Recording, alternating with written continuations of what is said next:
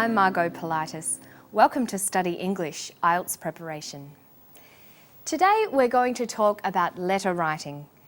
IELTS Task 1 in the General Training module asks you to write a letter. We write letters to friends, strangers, businesses, government departments and institutions. The tone of a letter can be formal or informal, depending on who is going to read it. There are several purposes for writing letters. Giving or requesting information. Giving instructions. Relating an event. Giving good or bad news. Complaining.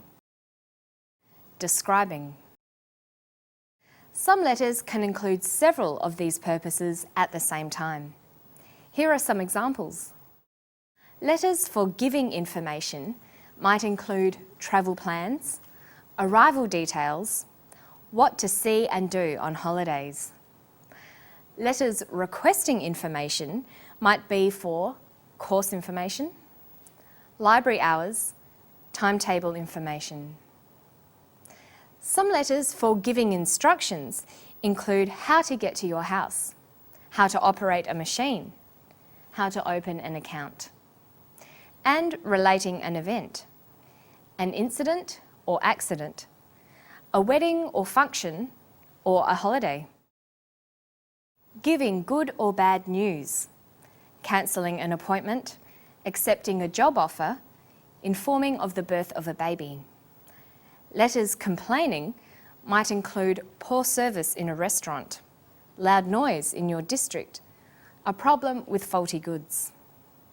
And letters describing might be about lost property, a friend, or a place.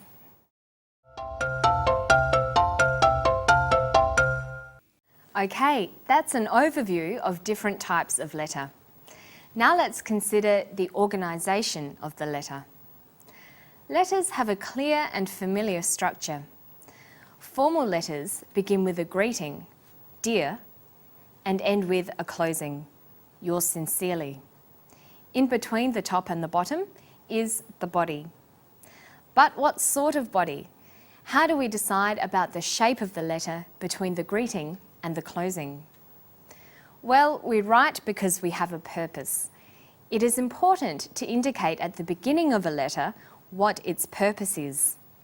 Let's consider some examples. If your letter is for giving information, you might start with, I am writing to advise that. Or for requesting information, I am writing to request information about. For giving instructions, I am writing to explain how to. Relating an event, I am writing to describe the accident I saw. Giving good or bad news, I am very happy to tell you that. Complaining, I am writing to complain about. Describing, I am writing to describe some lost property. It's easier for the reader of the letter if it's organised coherently. In Task 1, the way the IELTS General Training question is laid out will help you in organising your response or answer. For example, look at the following question, a typical question for Task 1. You have to sit IELTS and you would like to do a preparation program to help you prepare for the test. Write a letter to the Course Information Officer at a college that offers IELTS preparation courses requesting information. How long the course is, how much the course costs, course prerequisites. You should write at least 150 words. The way the question is constructed tells you how to organise your letter. There are 3 bullet points: how long the course is, how much the course costs, and course prerequisites. This tells you that you should construct 3 body paragraphs, 1 for each bullet point. Thus, your letter should look something like this. First, a greeting. Dear Sir or Madam. Then an introduction stating a purpose. I am writing because. Then the body. 1. How long the course is. 2. How much the course costs. 3. Course prerequisites. And then finally, the closing. Yours sincerely. So when writing your IELTS letter, it's a matter of being logical and organising your ideas. Let's look at another question and decide how to tackle it. You recently went to a conference in another city and stayed in a hotel. When you returned home, you discovered that you had left your briefcase in the hotel. Write a letter to the manager of the hotel explaining the problem. Explain where you left your briefcase. Describe the briefcase. Advise how to inform you and where to send it if found. You should write at least 150 words. If we follow the same strategy as last time, our letter organisation will look something like this. First, a greeting. Dear Sir or Madam. Then an introduction stating a purpose. I am writing because. Then the body. 1. Explain where you left your briefcase. 2. Describe the briefcase. 3. Advise how to inform you and where to send it if found. And then finish with the closing. Yours sincerely.